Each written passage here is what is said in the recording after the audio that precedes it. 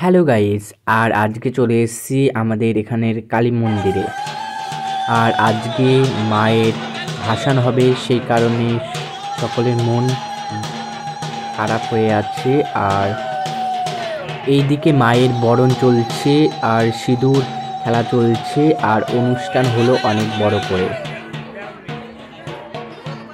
চলো মাকে তোমাদের ঘুরে দেখাই।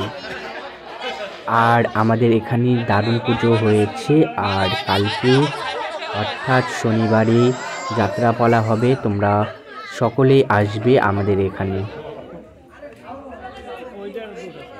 মনটা খারাপ হয়ে গেল, কারণ মা চলে যাচ্ছে, আবার অনেক দিন পর আসবে।